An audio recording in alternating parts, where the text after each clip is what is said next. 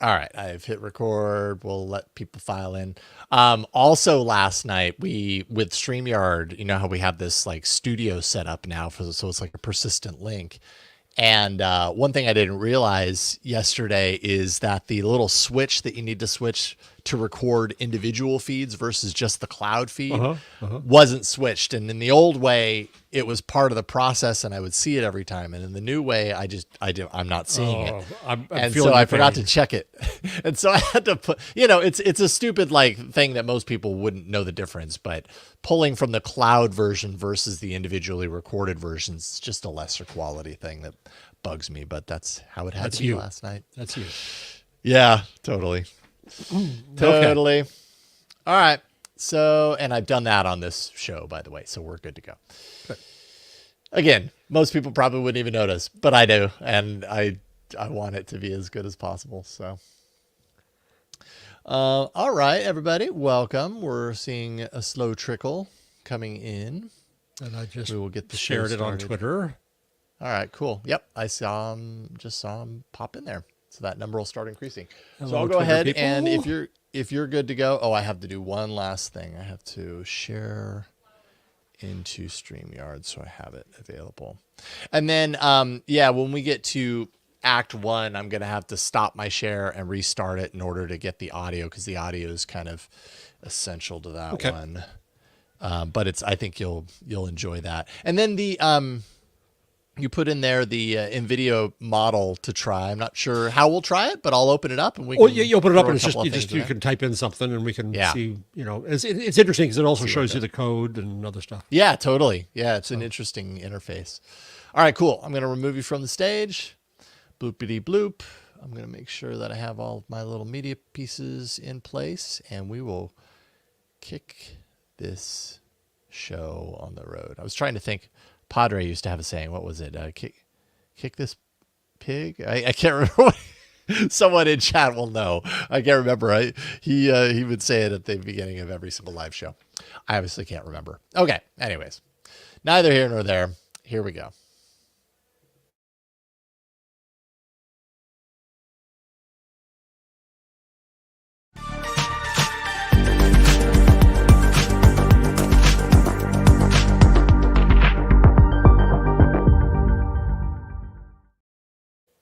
What's going on, everybody? Welcome to another episode of AI Inside, the show where we take a look at the AI that's layered inside of so many things in the world of technology. Today, with an extra dose of agents. I'm one of your hosts, Jason Howell, joined as always by Jeff Jarvis. We're not real. We're just agents. Yes, we are. You can tell us what to do and we'll do it. Yes. You are my co-agent on the show. Good to see you, Jeff. Pardon me. Good to see you. We've got a lot of news. I love putting this show together because sometimes these themes kind of fall into place. And there's, as we're alluding to, the kind of this theme of agentry in AI. It's not like we haven't talked about that before, but this week is a really good kind of representation of where that is headed. And I'm looking forward to talking about that with you and sharing a little bit about the news there. But before we get there, just want to call out a big thank you to those of you who support us on Patreon, patreon.com/AI Inside Show. You too can support us, and we would so appreciate it because it helps us do the show each and every week. Susan Barrett Price is one of our supporters on Patreon. And Susan, we appreciate you. Thank you for being there for us. And also, if you are catching this live, as many of you seem to be doing each and every week, I encourage you to go to aiinside.show and subscribe to the podcast. So if you miss it live, you won't miss it for good. You'll be able to catch what we have to say and talk about in the weeks ahead. And you won't even really have to do anything about it. It'll just download to your device. You know how the magic of podcast works. So aiinside.show. With that out of the way, let's talk some news this week. And we'll go ahead and start with Meta, because I saw this article late last week, articles talking about Meta being under fire for polluting open source. The Open Source Initiative, OSI, criticized Meta for labeling its AI models as open source. they're arguing that Meta isn't releasing something that is truly open, only releasing model weights. But, what does that mean? That isn't open. It's keeping the training data, the algorithms private. It doesn't line up, according to OSI, with their open source criteria. And that includes usage restrictions that they say violate traditional open source principles. So I thought that was interesting, just because we keep talking about open source and kind of congratulating or at least giving Meta a pat on the back for doing the open source method, but not truly open source, I guess, but open. Not completely. we need, and this fits into away from AI, where there's been quite the kerfuffle at Automatic and WordPress about open source, contributing to open source, who's truly part of it, who can use the brand, and so on and so forth. I think we need a new nomenclature here because what we praise Meta for is making things available for free, making them open, not necessarily open source. Yeah, no, you're right. And I think that's a contribution to the world. You look at what's being built on Llama, including Nvidia just built something on top of Llama. We'll talk about later. Yep. And the ability for universities and researchers and just plain old folk who know what they're doing to take a Llama and do things with it, I think is a positive contribution to the ecosystem in AI. And so I think it's worthy to praise. But the open source people are right. It is not fully open source. And the question I would have, Jason, is should it be? If you put all of that data and everything out in that way, I don't know. There are those who oppose open source in AI because they say that bad actors can come along and get around guardrails and get around other things. Make it and do all kinds of whatever they horrible want it things. to do. Right. So do you really want AI to be fully open source? I don't know what the answer to that is. And I don't know enough to have an answer of my own, but I think it's an interesting question. There's probably a dial here of openness, and where is the right? Because at the one hand, if they opened up fully, I can just hear people saying, "Oh my God, Russian trolls will do terrible things and make up bioweapons," right? Yep. Which they can do anyway. No question.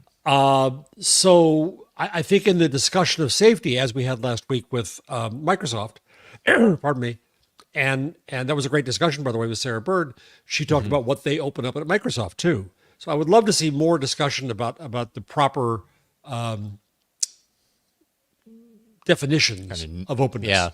Yeah, nomenclature. I mean, like you say, the industry as a whole really seeking consensus around what open source AI actually means.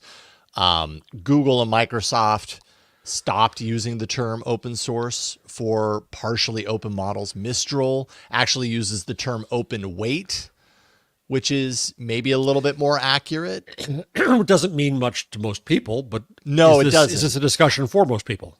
Right. And I think maybe that's at the core of this is at least there's some common understanding of what open source means, the openness of code versus the closed off. Now, you get what we give you sort of approach. And this is different in that it is distributed freely and openly in the sense that anybody can use it and get in there and use it for whatever they want to, but it's not quite the same. It's not like here's everything that constitutes what this is made of and do what you will with it within the confines of the license. Which I think is really important, pardon me, that a lot of the value of open source is the transparency yields authenticity and accountability.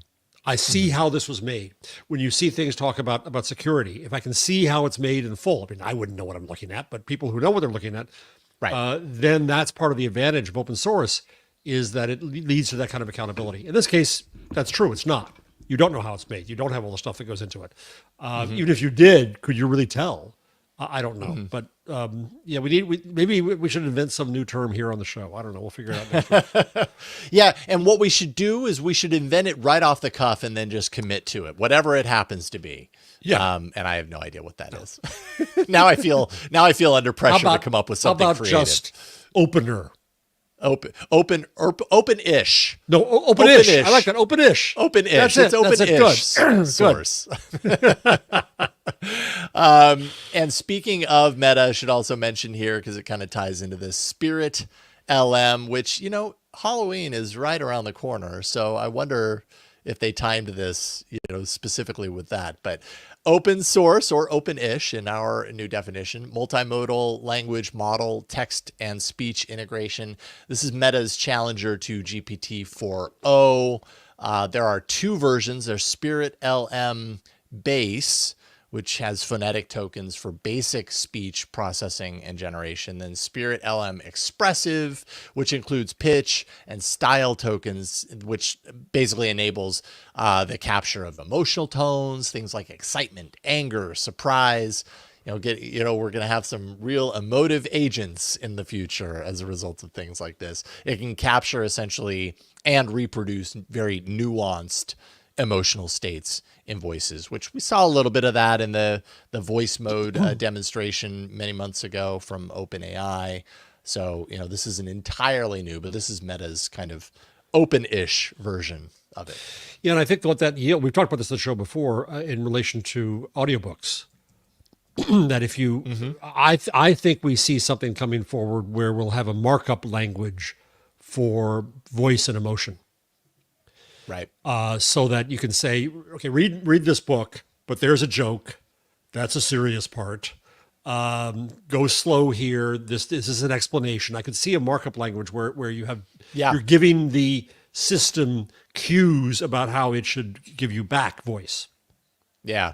If you need, if that instruction is needed and can't be inferred by the system, which I think is largely what they're, which what they're doing. I still don't have an audiobook deal for The Web We Weave, my new book, which is pissing me off because friends say, "Oh yeah, I'll listen to it." I said, "Well, no, not unless I read it to you. You're not gonna."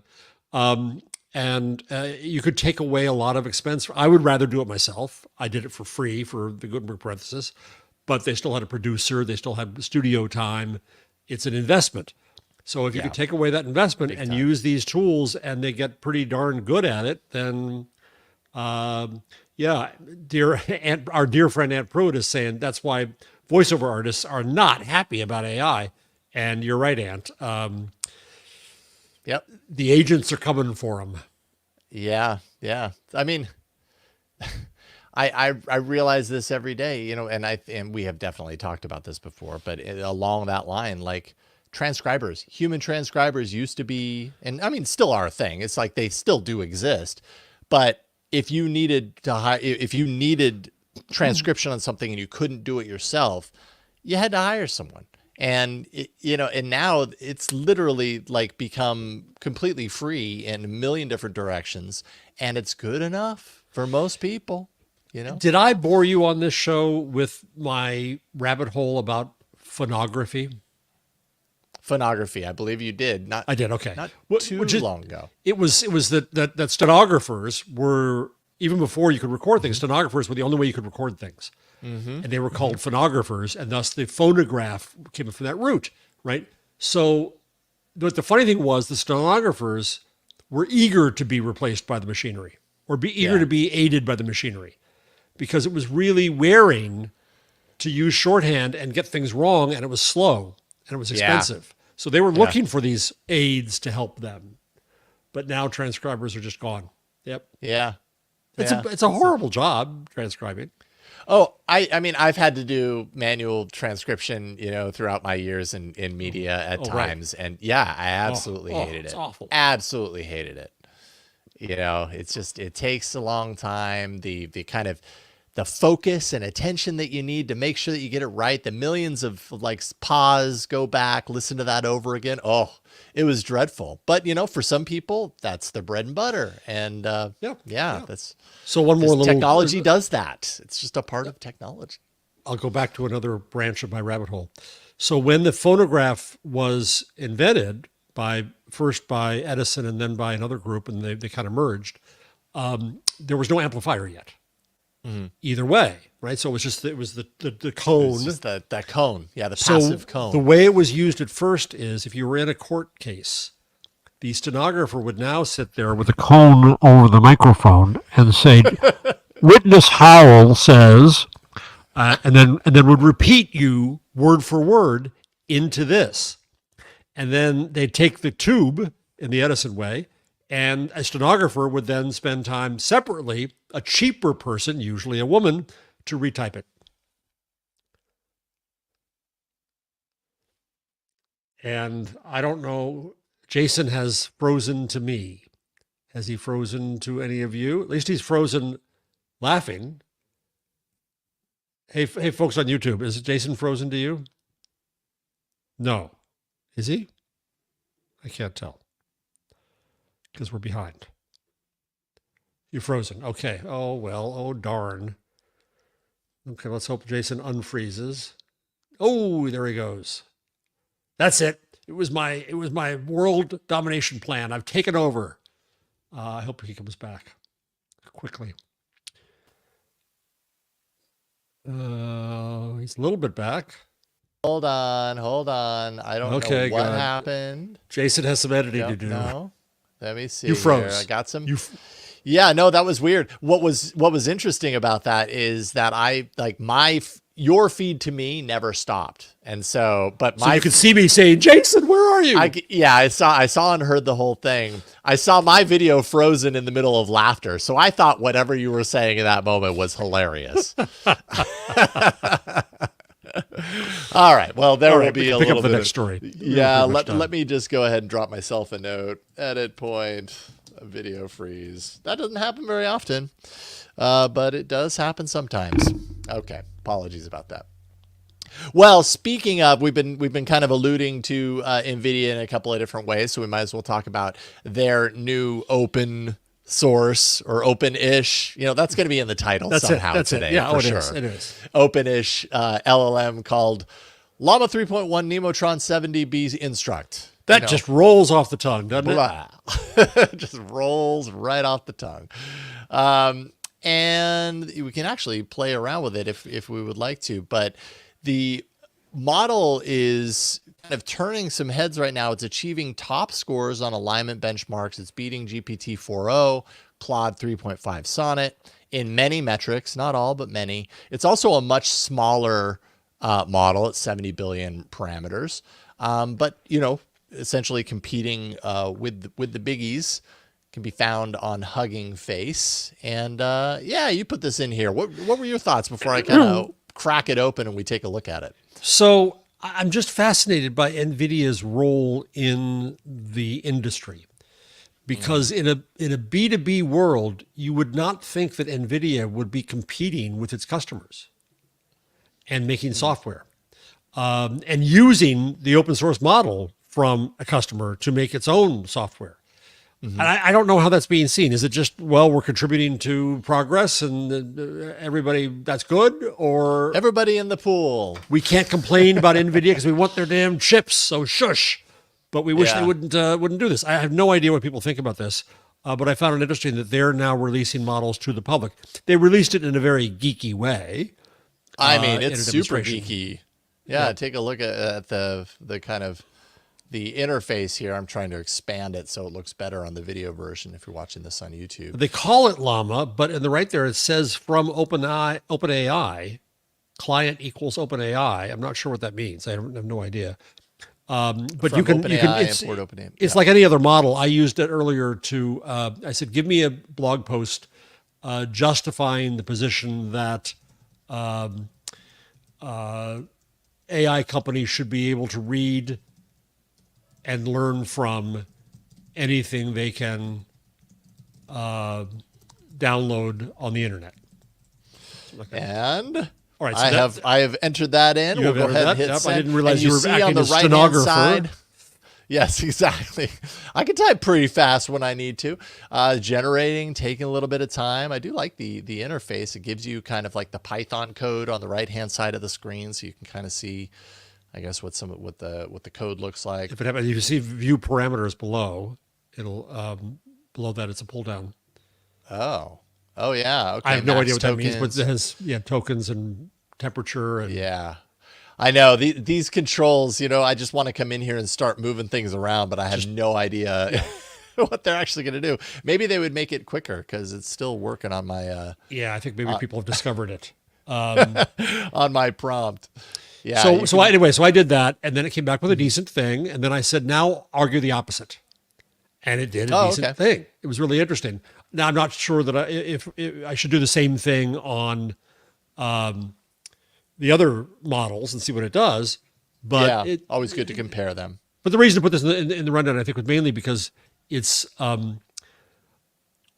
Nvidia's role with their customers / competitors. Will they sell this? Is it just to do things? I don't know. Yeah, I mean, that's always an interesting question, right? Like the thing that immediately comes to mind for me is, Google has its Android operating system and it's really largely, created from day one to get as many partners and different companies building on top of the platform. And then at a certain point, Google was like, okay, well, we're going to do hardware too. And that's been the ongoing conversation. You're right. Well, everybody's in everybody's business. Yeah. Yeah. I think the fear in that situation was, oh my goodness, is Google going to upset its partners? And in the end, I mean, there have been little squibbles here and there, but it hasn't really impacted things dramatically. It's just another, but mind you, Google isn't a major mover of things in the smartphone world from its hardware division. It's not selling numbers nearly like it is some of its competitors and partners, but. Anyways, so what's happening now is it is in fact ready to post, but very slowly. Wow, yeah, pretty slowly. This is like 300 baud slow. Yeah, exactly. 300 baud modem slow, which takes me back. But it wrote a headline. If it'll let me look at it, it's like something about why AI companies should be unfettered. It keeps. Then it has argument keeps readjusting. It lists arguments. It does almost the same exact thing for me. Argument 1, accelerated innovation and competitiveness. Yeah. Was Global it this slow leadership in at AI. generating? No, it was very fast for you. Yeah, there must be. I'm lot of people guessing using it. more awareness, more people hitting it up and seeing what they can get out of it and playing around with it. So I'm curious on the right, Jason. It has 3 tabs: Python, Node, and Shell. Yeah. So that's Python, just different. which we were looking at, Node, and then you've got Shell. Yeah, I mean this, and you can copy the code. You can get the API key. It says this is all stuff that I feel like is a little bit out of my my depth. When we start getting into the code aspect of things, I'm sure someone else. Well, I know between this and the parameters, it gives you some things to play with, which will be interesting for folks out there. Yeah, it's an interesting interface. I mean, I feel like I'm used to a lot of LLM interfaces being straight text, unless you query it for code, and this kind of shows you. I don't know. Are we essentially looking at how, like, what is happening underneath the surface? This is the convenient and easy to understand user interface. This is exactly what's happening when. Well, not really. That query That's is sent. code. Is that what we're looking at? No, because that's code you could just put in somewhere and it would do it. I don't think we see the unless you scroll. Yeah, there's no. It's not showing us the construct or anything. No. But it is interesting nonetheless. But it'd be fun to play with parameters and go up in heat, whatever that means. I don't even know. Play with totally. I would love to know more about that stuff, more, and with confidence to be able to like, oh, well, here's why when you open the view parameters and you go to the top P, I mean, they do have these little call outs to give you an idea, but even reading through this, I feel like I need a better, I need a degree in something in order to really understand read the beginning of that. The top P sampling mass used for text generation. The top P value determines the probability mass that is sampled at sampling time. For example, if top P equals 0.2, only the most likely tokens summing to 0.2 cumulative probability will be sampled. It is not recommended to modify both temperature and top P in the same cell. Okay, now go to temperature and see what that means. Or the same call. Now go to what? Temperature? Temperature. Yeah, I'm curious what that is. The sampling temperature to use for text generation. The higher the temperature value is, the less deterministic the output text will be. It is not recommended to modify both temperature and top P in the same call. Of course, that's exactly what I want to do now, but for another yes, day. Exactly. I'm so curious now. You tell me not to do it, and I want to. So there's a frequency penalty, which I guess is not using the same stuff too much. There's a, what else was down there? There's presence a penalty. Presence penalty, which I don't know. Then you've got your seed amount and stop, a string or a list of strings where the API will stop generating further tokens. Yeah, it's a whole lot of controls in here that I know for certain I would need more of an education on in order Yeah. to be able to switch those dials with certainty as far as what I'm going to get on the other side. And I have a lot of respect for people who understand that to Yep. that level. I could get that understanding on systems that have kind of put it into more of a context for something that I understand, like Udio, for example, which I've talked about in episodes past, which is music generation.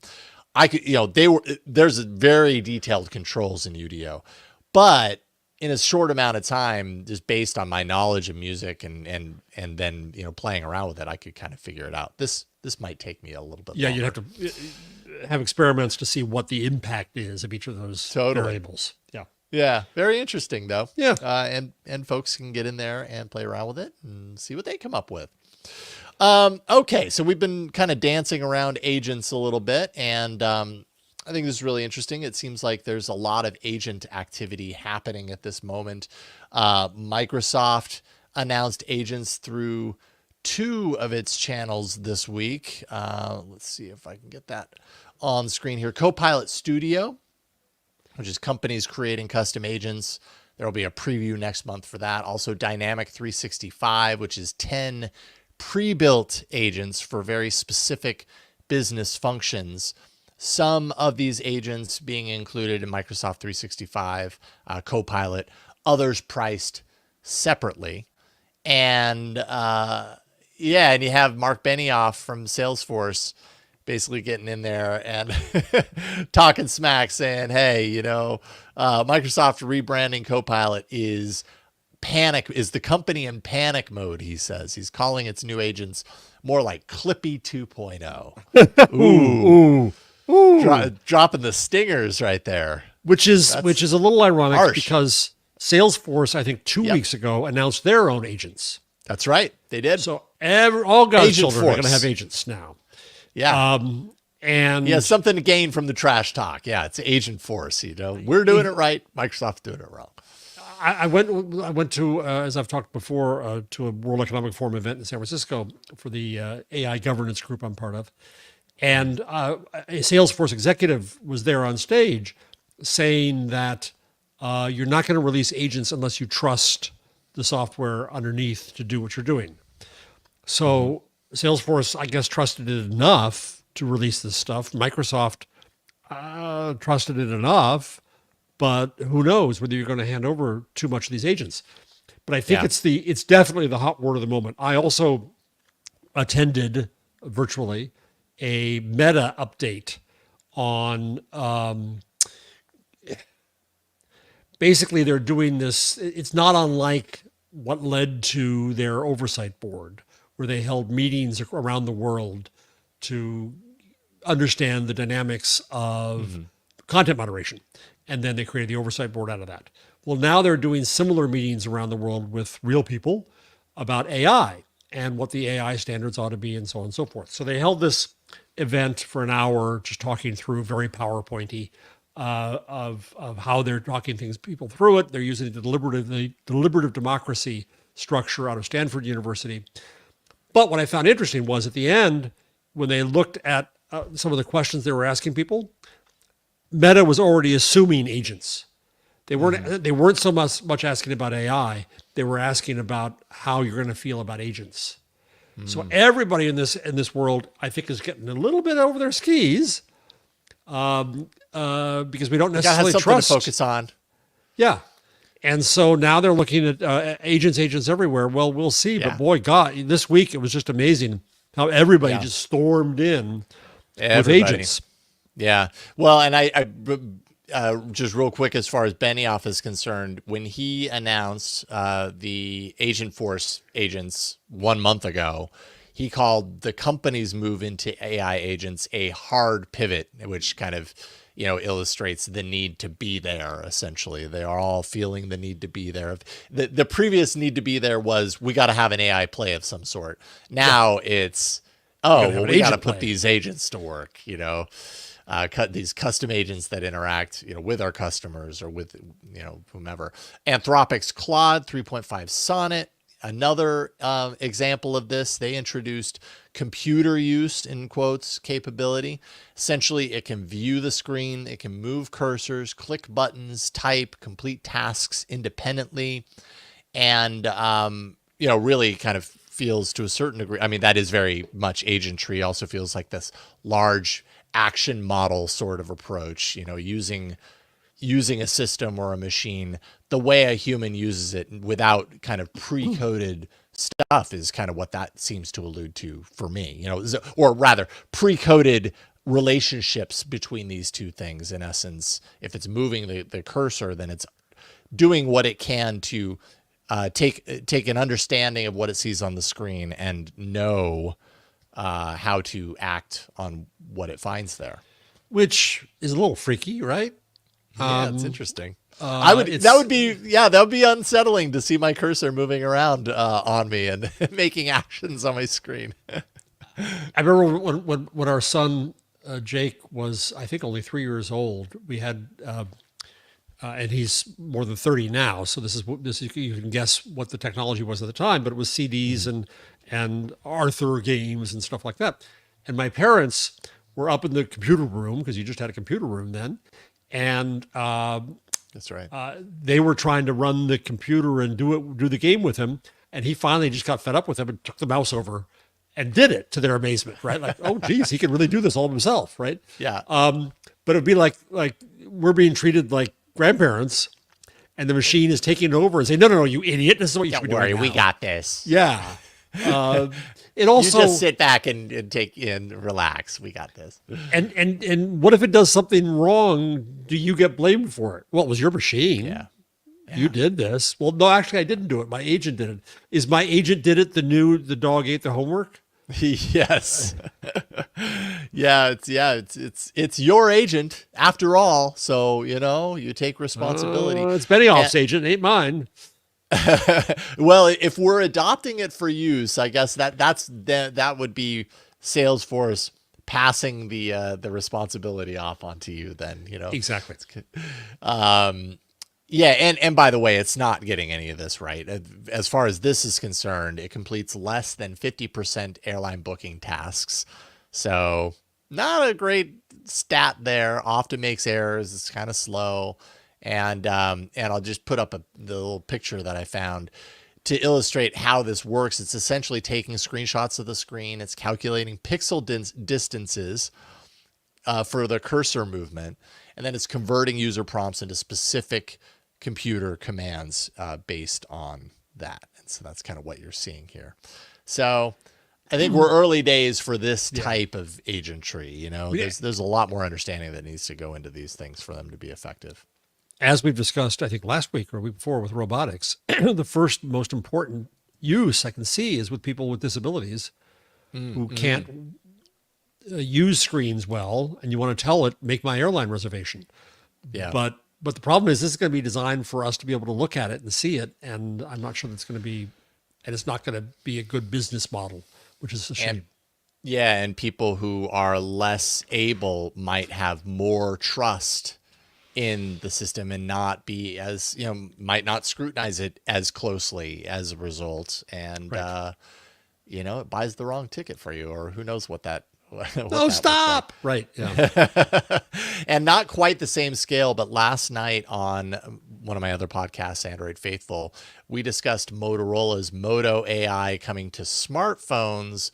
And it's basically a large action model on phones, similar to the Rabbit R1 that's back there on the tabletop somewhere. And it can do things kind of along the lines of what we're talking about here. Tasks like ordering coffee, requesting rides, setting alarms, kind of doing this all on the device in a similar kind of like action-oriented way. Although I'm guessing with this one, it might be more pre-programmed things would be my guess versus we're virtually touching the screen and moving the virtual finger up to here to, I don't think that's what's going on here, but it just kind of illustrates like this really is the current direction of where everyone, in tech, their minds are at when it comes to how can we, really put this AI to work and make that money, make that bread. So Yeah, you think about it. I guess it's interesting. Is your buy-in greater? I mean, is it, or does it reduce the buy-in? That yeah, is to say, I have to be in the Apple ecosystem and use Apple's agents for everything, or yeah. does an agent let you use anything? I don't know. Well, yeah. Apple Intelligence, by the way, coming out next week, and so we'll kind of see. I over won't time. have it. Yeah, I mean, I'll have it on a phone, but well, actually, no, I won't. The phone that I have is not getting Apple Intelligence. The Oh, it's too old. iPhone that I have is not getting it. So, speaking of mobile, Axios' Ina Fried is making the case that on-device AI could make apps obsolete. And this week has been a big week for Qualcomm. Big product announcement and event in Maui, of all places. Would love to go to Maui, by the way, Qualcomm. With its latest premium processor, the Snapdragon 8 Elite with the Orion CPU inside. Sam Altman even made a video appearance at the event, a tie-in to statements that he made weeks earlier about the progress toward on-device AI as a complement to what's done in the cloud.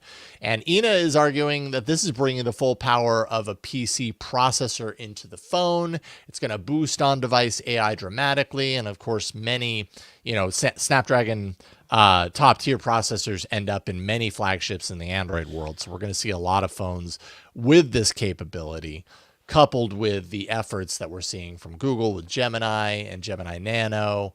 Yeah, I mean, agentry probably going to get a big boost. And I think at the end of the day, that's really the kind of the point here is as compute on device in the smartphone world increases and gets more and more powerful,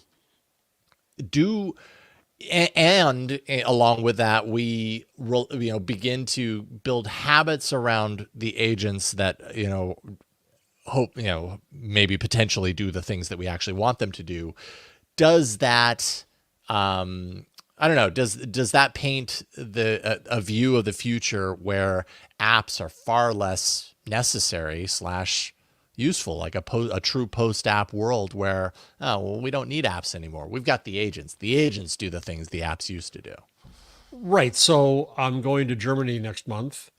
And I had to go to the United app. I had to go to the Marriott app. I had to go to the Newark parking app. It's not hard to imagine that I just say to an agent that already knows that I'm a United flyer and where I fly from and that I have Marriott points and blah, blah, blah, blah. I don't have to go to all those apps. It can do it on its own. That would be delightful. And not only the apps, but also the web. Because all I do is say it, and there's this whole visual idea of the interaction and pages and sites becomes just as irrelevant as apps. Yeah. Interesting. Oh boy, that's why they're dying for agents, right? So who controls that? So the rather than he or she who controls, the it that controls those transactions means that if I use Google's agent, it could earn commissions from United and from Marriott. Thank you, Google, for pointing your users our way when they ask for a plane ticket. We appreciate it. Here's your payoff. Yeah, you're absolutely right. That's interesting. That really tips the financial scales of so much of what we've come to expect and rely upon, I suppose, on the internet as far as how the internet economy works. That really shifts things. Yeah, people jumped to that being voice controlled. Make me a reservation too. Maybe, but it doesn't have to be. But still, agentry bypasses all of those interfaces. Yeah, it becomes no longer. Yeah, sorry. No, it just becomes a meta interface. Go ahead. Yeah, I was just going to say, and no longer are our eyeballs seeing these things, and so there's so much value in like where is our attention? We're paying less attention in that scenario. We're merely interacting with an agent that's not an actual person paying attention to anything. So where does that lead? That's really interesting, man. What does this look like if 5 years down the line this is all built out and developed and actually goes in this direction? Be curious to see.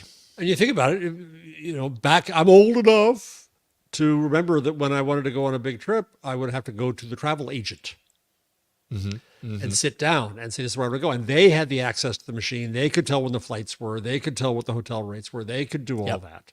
So Yeah, it's an appropriate word, I think. Yeah, For these functions being done. Yeah. Yep, I remember, back when the internet was kind of taken off, and it became more and more normal to book your travel yourself instead of going to, a travel agent, and a lot of the same kind of conversations happening, like, oh, the internet is putting travel agents out of business, and it's just another example of, like, this is just how technology works. It comes along, it makes things possible, and ultimately it democratizes more. It seems to shift the power into the user versus the specialized person, which actually we're going to talk about in the second act of as long as our agents give us sufficient control and transparency. Yeah. I want to know whether the perplexity agent has a special deal that biases them. Yeah, you really do want to know that. Right. And what are you getting out of this? And do I get a piece of your deal? Yeah, it's going to be interesting. That is fascinating. Well, we've got more coming up. We've got some really interesting stories, including Microsoft and OpenAI's kind of relationship. How's it doing? We're going to check in on the two, on the couple here in a second. OpenAI, as we have discussed in recent weeks, is in the process of transitioning from nonprofit to for-profit. Although, what do they call it? A for-profit? They're thinking about benefit, a benefit corporation. Yeah. Benefit corporation. Now negotiating with Microsoft's $13.75 billion investment on how that will convert to equity. And I mean, I can only imagine that is just a puzzle. That is just a lot of lawyers, to a lot of lawyers and bankers are making a fortune right now going over this, trying to figure out the structures and at the end of the day, it's just a negotiation. Sure. But Microsoft gave a lot of the value it gave was not in cash, but in chip access. And recently, OpenAI complained a little bit publicly that they weren't getting enough of what they wanted. Well, that's negotiation. And you have other investors having just come into a big investment. What was their preference? How was that structured? What does this cap table look like? I don't know of any time this has ever been done like this, where you have a huge entity that is officially a not-for-profit tied to a for-profit, now converting entirely to for-profit, with prior investors under one regime, new investors under this regime, and then another regime coming. Oh my Lord, it's complicated. Yeah, super complicated. The best bromance in tech falling apart under the pressure, the constraints of the I don't think it's falling apart. I just think they're both negotiating. Yeah. At the end of the day, they both have a bottom line that they're trying to hit. OpenAI, is pursuing alternative funding sources because it has a projected loss of $5 billion this year. It's yet another one of those companies that for as much attention and clout as OpenAI has gained and been given and everything, it's still losing money. Yeah, and Microsoft was getting dinged pretty heavily for, on the one hand, they seemed to win big. They got the primary relationship with OpenAI. They did all the flashy things. Google screwed up a demonstration. Boy, wasn't Microsoft smart. And the backlash came pretty quickly where, I don't know, Microsoft is too tied to OpenAI. They're too at risk then. Then they hired Mustafa Suleyman. Then they did, then they did other things like that. So it's is it really a fast moving field? Yes, it is, but it's not as fast, I think, as they're trying to all make believe that it is. And they've got to try to all stay ahead of the financial vibe here. And I think that's what's doing a lot of this. Where the real money is going to be in the future, we still don't really know. What's worth investing in, it's hard to say. Yeah. But fascinating to watch. This will be really interesting to watch. And I wonder whether there'll end up being, some suits with kind of discovery and neat stuff to learn. We'll find out. Yep, indeed we will. We will indeed find that out. Speaking of suits, a few weeks after Tesla's We Robot event, the producer of Blade Runner 2049 has filed a lawsuit against Tesla. And this is kind of interesting because I guess, we had this conversation, and then I also talked with Sam Abul Samid on the Textploder channel shortly after the event to get his take. He knows a lot about Tesla and everything, so that was an interesting discussion. But it came up in both conversations where, wow, these vehicles, they look so much like a Blade Runner aesthetic. And it turns out that wasn't at all a mistake or just, or a fluke or anything, or an accident. Coincidental. Tesla had requested hours before the event to show a little late. Yeah, I don't know. Why does this happen? Like, I feel like this happened with OpenAI and the Scarlett Johansson Bingo. thing, Just right? gonna say that. Yes, exactly. Like, how do these things get left 2 hours before the event, or is this just how they're being reported? I don't understand how that happens. They don't have enough lawyers with enough power in the company yet, but after things like this, they will get more lawyers with more power. Yeah, undoubtedly. So Tesla had requested to show an AI-generated image depicting a Blade Runner-esque future with, I'm guessing, with their vehicle. And it resembled scenes from Blade Runner 2049, close enough that they felt like they needed to reach out and get the permission. That request was denied. So this story sounds very familiar to me. And they went ahead and did it anyway because, hell, it's Musk. Totally. And not only did it anyway, my understanding is that they actually showed the image for quite a long time. It was an 11-second display, as the article puts it, constitutes a marketing and advertising eternity.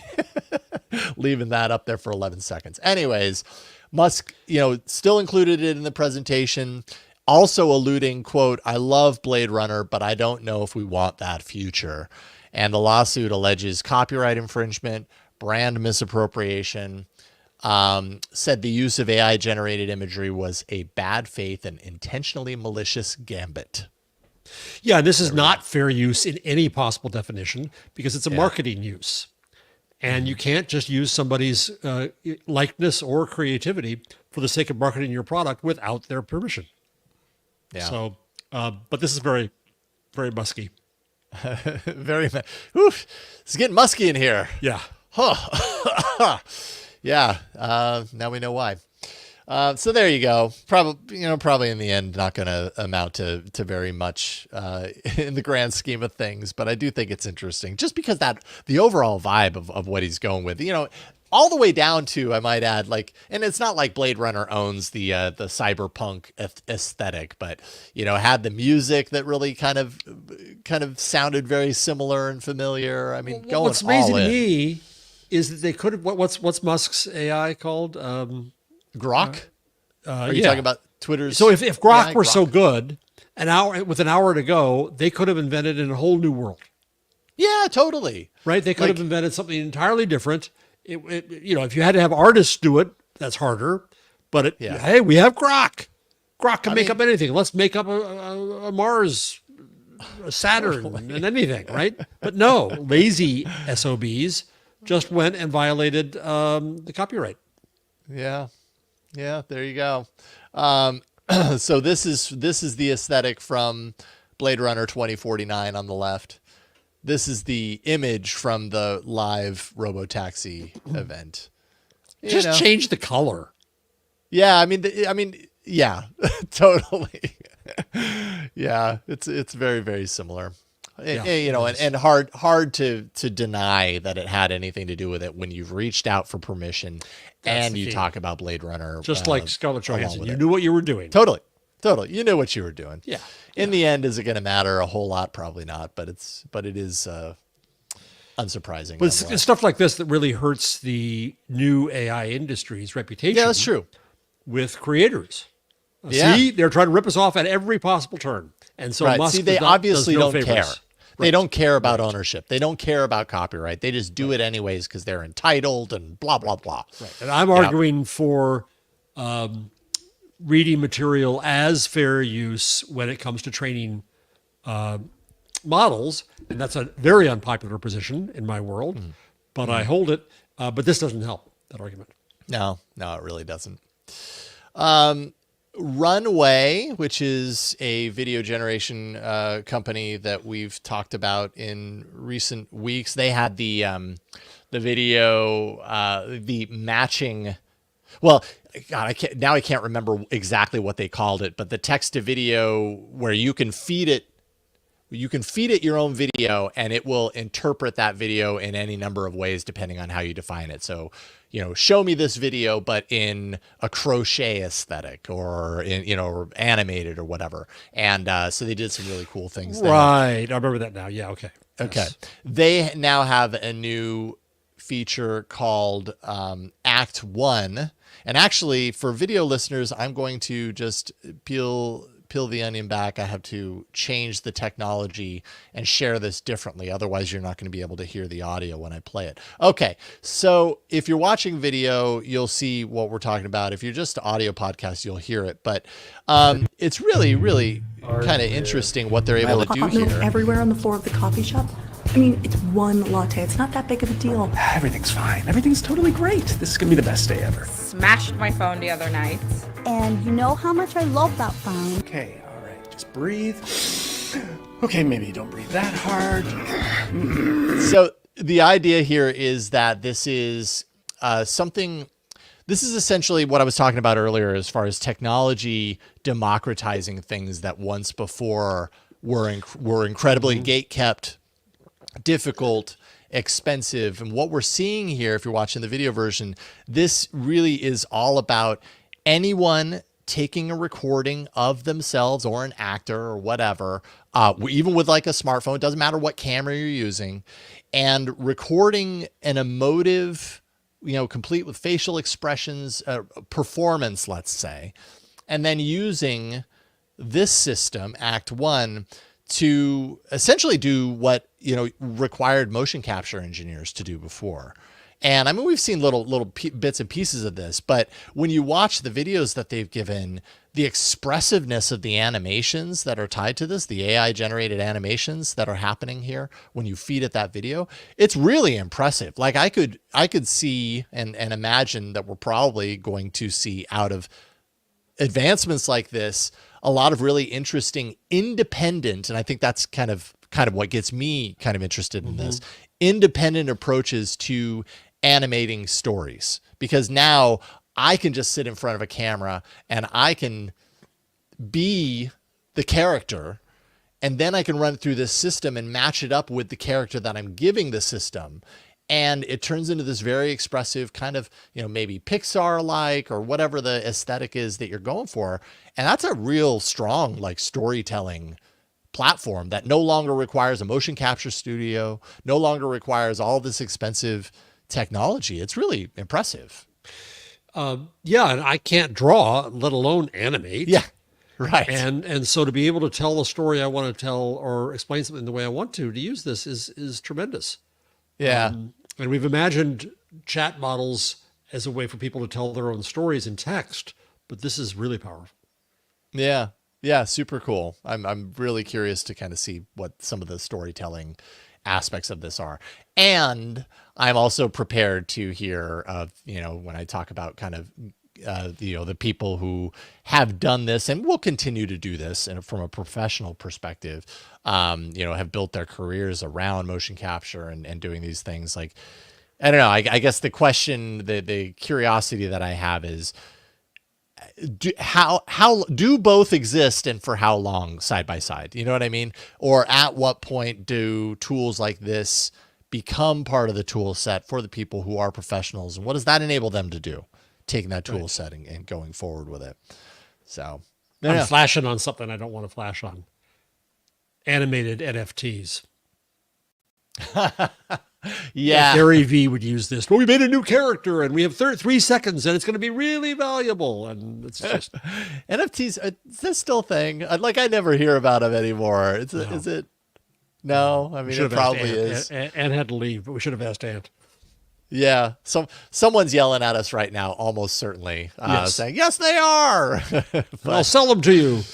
Yes, please. Could you buy mine? Yeah, buy these that I already bought for too much money. I need to unload them for pennies on the dollar. Sorry, NFT fans. We think you're great, but yeah, the NFT thing. I don't know.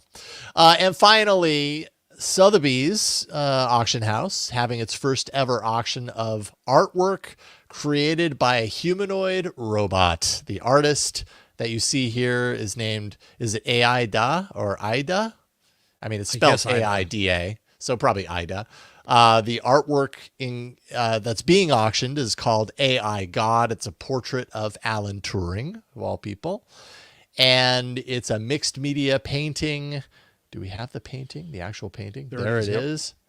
Yeah, it almost, I mean, if it's a mixed media painting, it looks very digital. Like it looks like it's a digital image and not an actual physical image, but I'm guessing it is. It must be a physical image.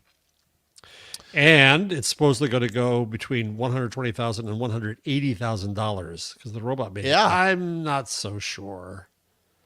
I mean, that's a lot of money. But I guess if it, Well, what you just showed, has more. I'm not going to say value, but creativity and effort than this. Is this like watching the dog paint with a brush and you're amazed that a dog does it? Yeah, I don't know. I mean, it's a neat painting. The value of art is very subjective, I suppose.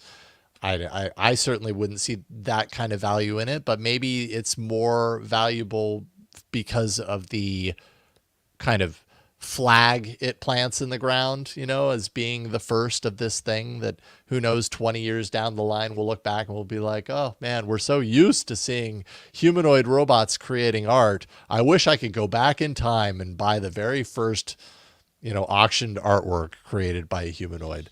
I can't find it. That's now. kind of the vibe I get.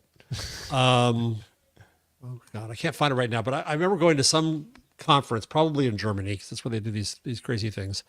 And a robot drew a portrait of me. Oh, okay, interesting. How did that take place?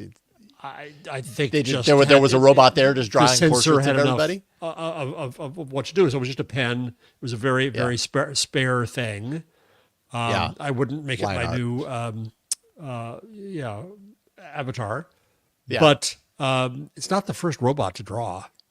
No, it's not. I actually remember going to Google I/O a handful of years ago, and they had a section where you could go, and there was, they were kind of talking it up and saying this is an AI drawing robot, and it was, an arm on a kind of like a big platform that, it drew everybody their own unique kind of artwork, and I don't know. I mean, the art wasn't that impressive, to be honest, but I suppose if you understood what was happening to make that art, it was probably impressive.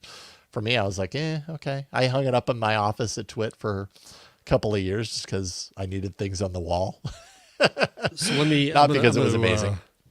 I'm going to see if you get this quick enough. I'm going to email it to you. Oh, okay. I just emailed you. Share it with Jason. Send. Yes, outside the organization. Yes, just do what I say, agent. We need the agents to be more effective. Okay. So while I work on this, is this going to be the artwork itself? This is the artwork the robot made. Yes, it's not very impressive. Made. Well, I am looking for it, and hopefully I can find it. And if this is not going to be worth the wait. I apologize, folks. I'm having a hard time finding it. If I can find it in post show, I'll put it up there. But yeah, I'm not seeing it yet. It could come in any number of directions. No, I'm not. You're not. Okay, I just texted it to you. Oh, wait a minute. Oh, I'm seeing it. Okay, hold on. Allow me to move this to there. And actually, I'm happy we did get this because I think that looks pretty cool. Yeah, it's not bad. Yeah. Yeah. It's totally like a line art drawn version. Like I can totally see you in this art, especially at a smaller, like at a distance. You know what I mean? If I'm further away from it, I start to see it a little bit clearer. But I think that's neat. And that was done on paper or? Yeah. Yeah. Oh, that's super cool. And so that robot was just sitting around like with this purpose for everyone that wanted it was a portrait of themselves.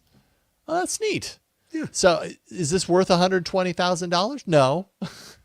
What makes more this than not worth it? And that one's worth me, it? it's worth more. That's true. Yes. 180,000. You're right. Yeah, You're right. Jeez. Thank you for sharing that. That's really cool. Sorry, audio listeners. Yeah. Because you're missing out. You haven't missed a lot. That's right. Proceeds, by the way, of that auction go to continued development of IDA. Yeah, IDA is the same robot that you might remember about a year ago testified before in the House of Lords or Commons. I can't remember which one in the UK. So there was video of IDA speaking to the legislators as part of testimony. So maybe it was the first robot to testify. I don't know. Oh, interesting. Not sure I remember that news story, but we probably At least talked before about we it started our show here. Yeah, sure it was on Twitter at some point. Well, with that, we have reached the end of this episode of AI Inside. Jeff Jarvis, always a pleasure. JeffJarvis.com, the easiest way to find Jeff's new book, The Web We Weave, Why We Must Reclaim the Internet from Moguls, Misanthropes, and Moral Panic. I love that you got Moral Panic on the cover. I did. You had to get that in there. Definitely go to I'm grateful to jeffjarvis.com. anybody who buys it. Thank you very much. Right on. Well, you do great work, and I appreciate you, Jeff. Thank you so much for bringing it to the show each and every week. Appreciate you. Thank you. Also appreciate everybody for watching and listening and supporting and subscribing. So if you go to aiinside.show, you can find all the ways to subscribe to this podcast so that you don't have to, remember to catch it live or whatever. It's all here. Everything you need to know, including, if you go into like last week's excellent episode where we chatted with Sarah Bird from Microsoft, you get access to the video there as well. So there are a number of different ways. And I've actually started timing, adding time codes for different points in the podcast. So if we're talking about news stories, I'm going to take the time now to kind of give you an indication as far as when each news story happens. So hopefully you like some of that extra effort there. And maybe it improves your viewing or listening of the show. And then of course you can go to patreon.com/AI Inside Show. Go there and you can support the show at any number of different ways, and you get access to ad-free shows. You get access to Discord. I did a live Zoom hangout with a bunch of patrons yesterday. That was a lot of fun. You can also get an AI Inside t-shirt. You do have to become an executive producer of the show in order to do that. But hey, you'd be in good company. Dr. Do, Jeffrey Maricini, WPVM 103.7 in Asheville, North Carolina, Paul Lang, and Ryan Newell are all executive producers. Thank you can be all. one too. Thank you so much for your support each and every week. We literally could not do this show without you. Thank you once again. And I know we got some great news probably on the horizon for next week's episode. So until next time, we will see you then. Take care of yourselves. We'll see you on another episode of AI Inside. Bye, everybody.